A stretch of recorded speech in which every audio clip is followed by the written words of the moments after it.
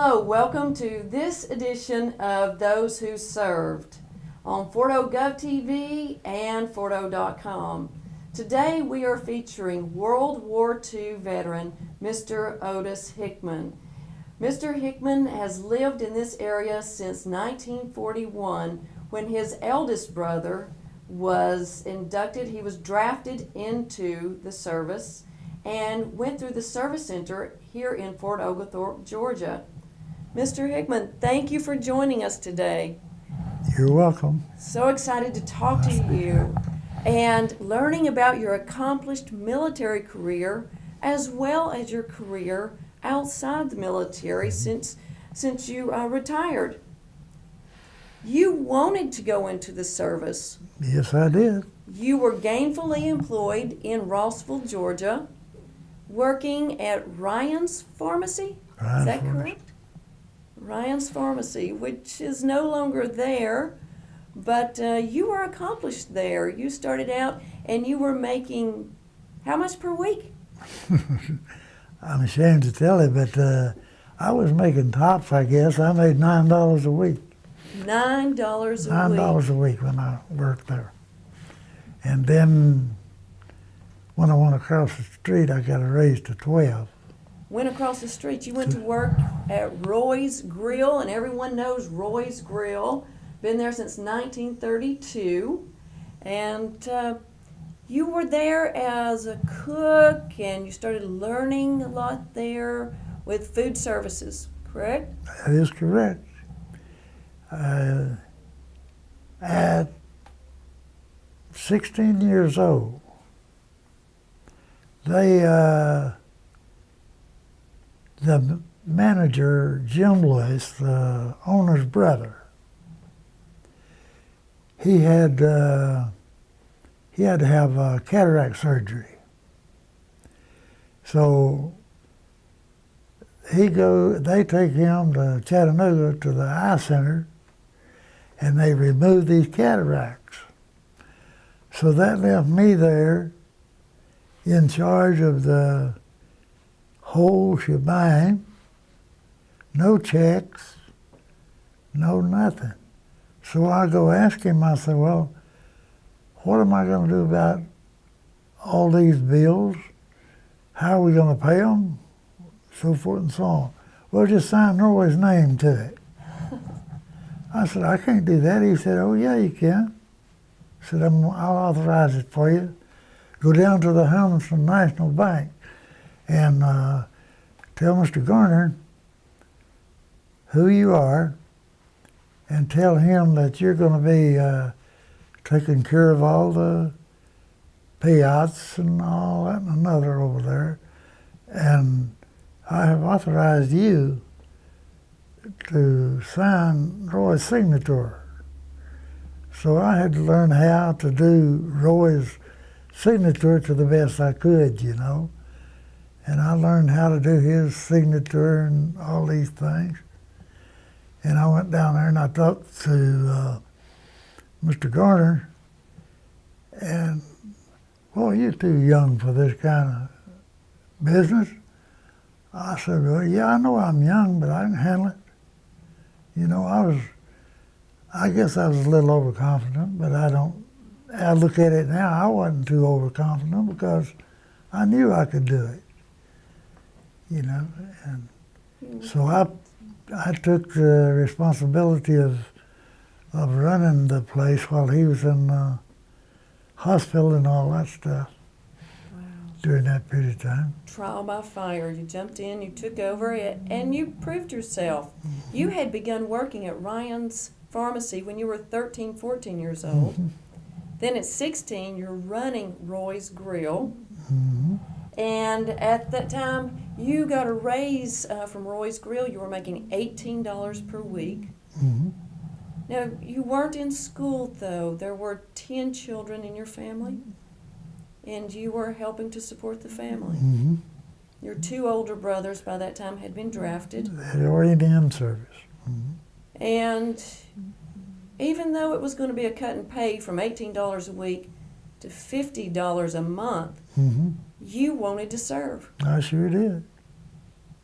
Wanted to serve. I So sure did. finally, in 1945, you were drafted. August the 8th, August the 8th, 1945. 1945. Just before your 18th birthday, is that correct? Yeah, I went, no, just after. Just after. My birthday's in June, and I was drafted in August. Turned 18, Yeah. drafted. Yeah, I went down, I stayed in Fort McPherson in the mess. I stayed there during the separation period of the European heroes, you know, the veterans from the European campaign. And then when we got all of the most of those separated, then I left there and I was shipped to Fort McClellan, Alabama to basic infantry training. And I took my basic infantry training at Fort McClellan. I took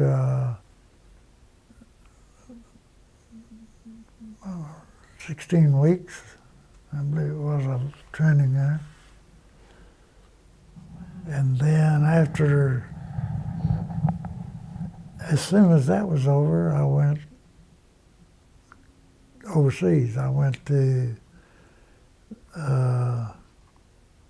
Japan, and I went into the occupation forces, and I spent the rest of that year, which was 46, and until February or January or February of 47.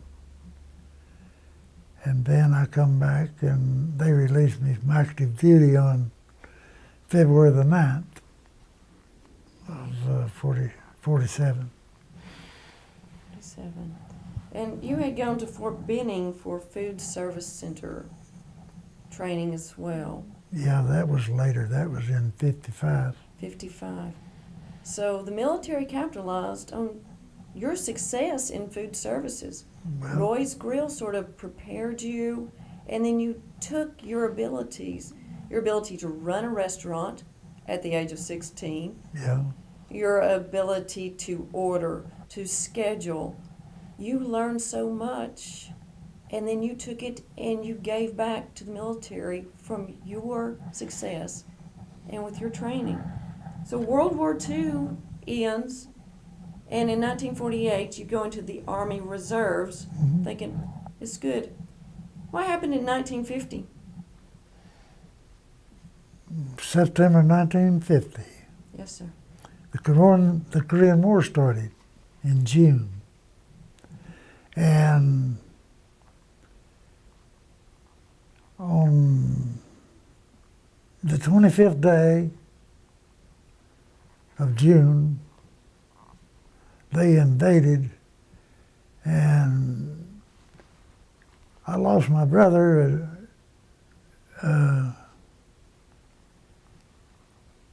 in August, I believe it was, August 51. I believe I'm telling you right on that. I don't remember that date exactly, but it was in August. So that just put more encouragement behind me, you know, more pushing behind me to serve, to try to make up for what they had done to our family, you know, and all this, that, and another. And I told my dad, when I got orders to report for active duty in September of that year, I told my dad, I said, don't worry about me. I said, I think I'm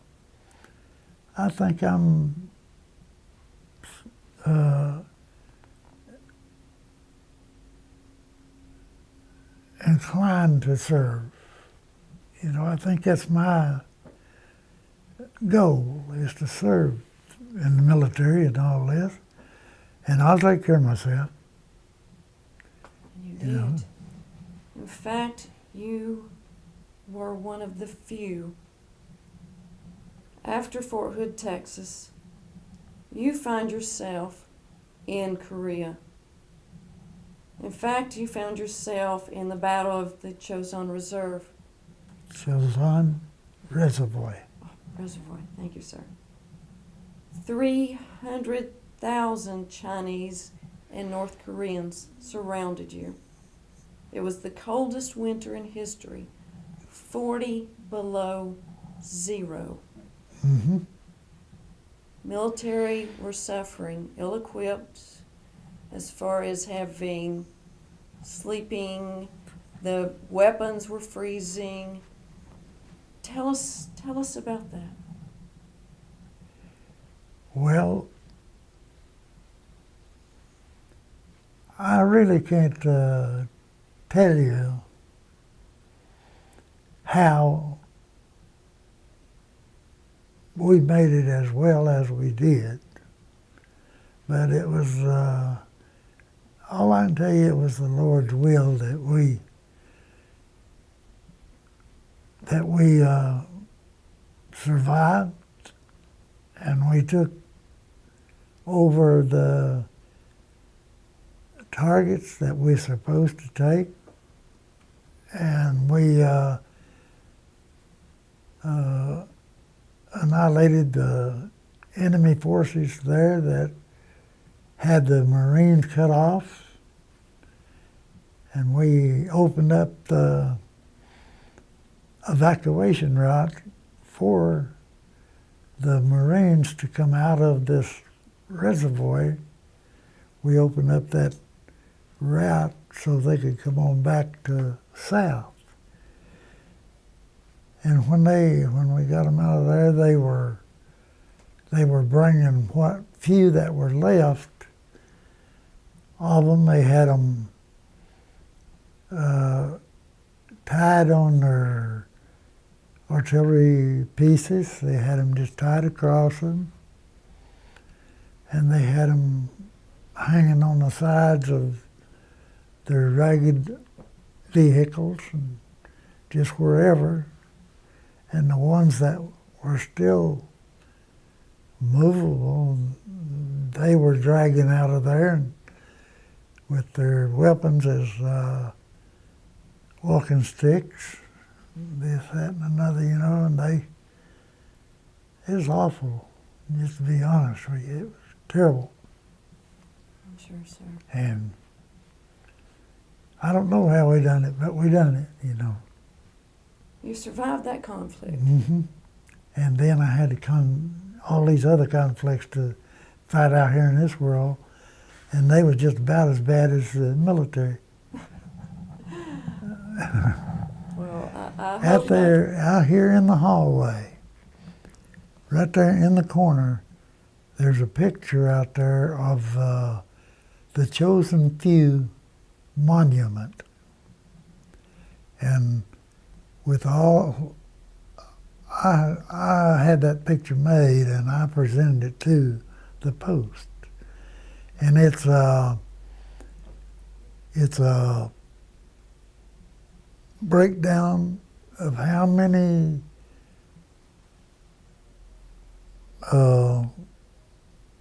Congressional Medal of Honors that were given for that battle, how many Silver Stars, Bronze Stars, how many men, and everything else. It's right there in that. If you take a second, you know, just and read that, and you see and you get a whole lot more than I can tell you. You know, a lot of this stuff, you know, that's been a long time ago, and a lot of this stuff, I've tried to reel it out, but it comes back, you know, just every once in a while.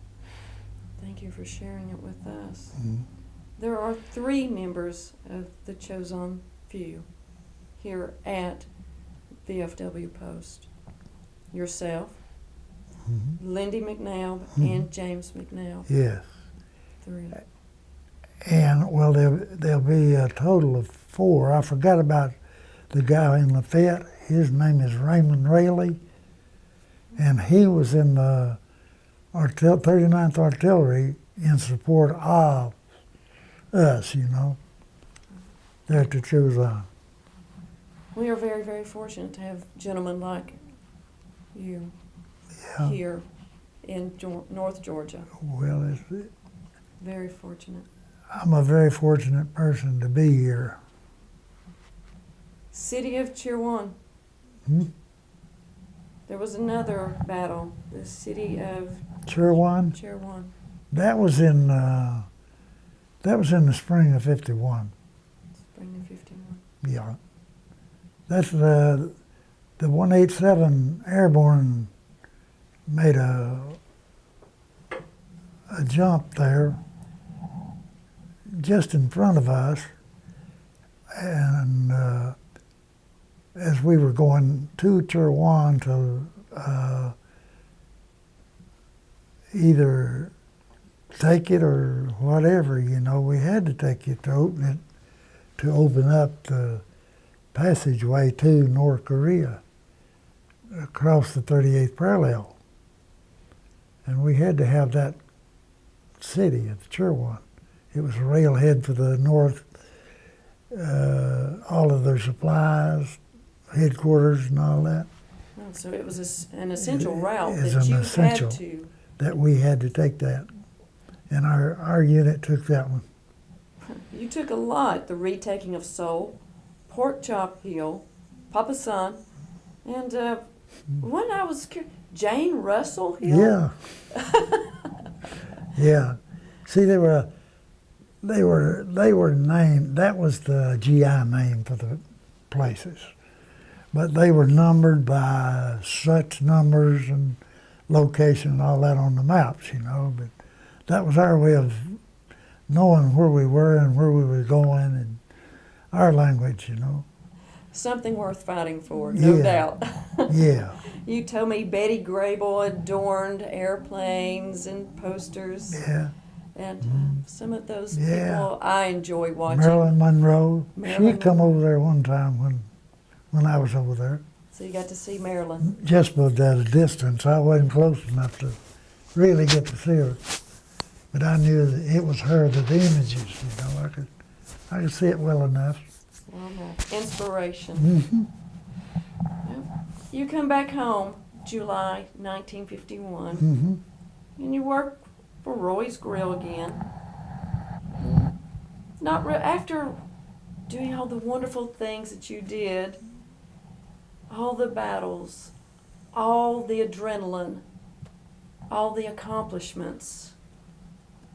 Being at home at Roy's Grill just wasn't what you wanted. No, 1954. I wasn't satisfied. So in 1954, you go back into the Army full time. You have survived World War World War II. You have survived Korea. Not enough. You go back full time Army. And where do you find yourself in 1968? Vietnam. Vietnam. In between 2 tours in Korea, 2 tours in Germany. You go to Cu Chi, Vietnam, with the 555 Engineer. 554. 554 Engineer Battalion. Mm-hmm. D Company. D Company. And you're there 68 and 69. Mm-hmm. 3 wars. Mm-hmm. And while I was there, they blew up my mess hall. One time it was blown to bits. Killed 2 of my cooks. Wounded about 14 in the chow line at noontime. Some one of the employees planted a time bomb in the tray rack in the mess tray rack and set it for noontime. You know, set it for noontime, and it blew it up. It blew up at noontime. You know, when we was feeding lunch. That's just one. You know, there's all kinds of things happen. You were the director by that time. Yeah, that was my job. You ran the food services for the military. For that company. Sergeant First Class E7. Mm-hmm. Climbed the ranks. But you began working when you were 13. What? You had never graduated from high school? No. In fact, fifth grade? Fifth grade. I took my GED in '63. 63. I took my GED and I passed it. And then, I guess, 2002. In 2002, I guess it was, the state of Georgia come out with a program that all World War II veterans, to begin with, all World War II veterans that didn't have a high school that was called to serve and didn't get to finish high school, that they would grant them a high school diploma. Well, I went to work on that just like that, you know. So I got it together here for the Post, and I got 13 of the members here at the Post. I got 13 of them, and we went to Ridgeland High School and got our application in, you know, to Ridgeland High School and all this. And I got 13 of them, including myself, high school diploma. Wonderful. You know. And all this time while you were in the military, you continued your education Yes, I did. I went to school in the military. in school. I went to every chance I got to go to school, I went, you know, like to food service school, weapons training, whatever kind of class come open that I could participate in, I went, if I could. You know the value of education. Mm-hmm. Awesome. 69, finally, Finally, you're home. 71. 71, That's the year I retired. retired from the military. Most people retired from the military, 3 major wars, would say, hey, I have served, I've done my time, but not you. Mm-hmm. No. You took advantage of the GI Bill, Mm-hmm. on-the-job training, state of Georgia. You go to work at the Walker Correctional Institute in their food service. Mm-hmm. And you are there until 1988. Mm-hmm. 15 years of it. 15 years. And then you say, okay, now I'm done working full-time, but I'm not done. Mm-hmm. You continue serving for veterans. Mm-hmm.